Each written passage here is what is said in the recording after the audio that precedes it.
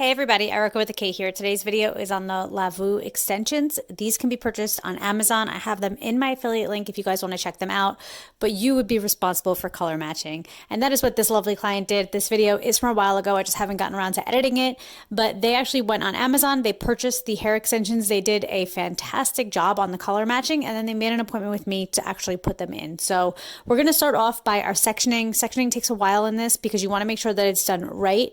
I did see some reviews on Amazon where people said they like haphazardly put them in their hair themselves without sectioning great, and it still turned out okay. I had actually done it on myself, and when I had my extensions, I had the same ones in, and I kind of haphazardly did it however I wanted to as well, and they did turn out good. But since I'm doing this professionally and they're paying me for a service, I wanted to make sure I did it right. So I really focus on those sections. So we're going to section the hair, we're going to separate it from the rest, and then we're going to go in and we're going to take little sections horizontally. So you kind of want to do like a backwards check mark. If you guys are used to doing like a balayage, or if you guys were trained on how to actually do balayage, you know you do like a backwards check mark, and that's how you section out the hair. This is kind of like from the beginning, when it came from like France, that's how you did it. But I know like a lot of people just kind of balayage however they want now, but that is the real way to do it. And so it's a similar way of putting these in. So you kind of want to get a little section, and you could use that with a tail comb, or you could use it with your fingers, however you feel comfortable. Then you're going to slide that plastic piece on. These are reusable. So if you decide that you want to take them at a later date, hold them for later, put them back in, you totally can. But there is a little bit of a glue inside there. So before I get ahead of myself, let me just backtrack.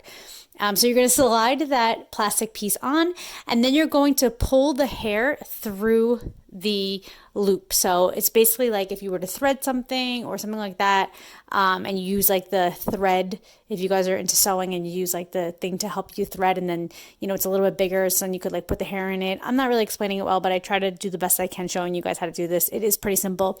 Then you're going to take something like pliers. I used my sew cap, I don't know what I just said. Yeah, sew cap. I use my sew cap tool that I got for the Kohl's hair extensions, which is something that I do offer in the salon. And it's a clamp, and that's what I use to put these in her hair. So it's like a little bead, and you clamp it down really tight. The better you clamp it, the more they're going to stay. But there is like a little glue piece. That's what I was trying to say before. There's like a little glue piece inside of it. So that does kind of help it adhere a little bit. If you guys want to take these out, I would suggest clamping it the opposite way. So the way that you clamped it to flatten it down, clamp it the other way to lift it back up. And that should definitely help take it off. You might want to use a conditioner or an oil or something like that to help it slide out, because again, there is that glue piece in there. So I hope that this makes sense. Here's a before and after. Hope you guys like this video. I love you guys so much. Thank you for your love and support, and let me know what videos you guys want to see in the future. All right, until then, I got nothing else. I love you guys, and I'll talk to you guys later. Bye.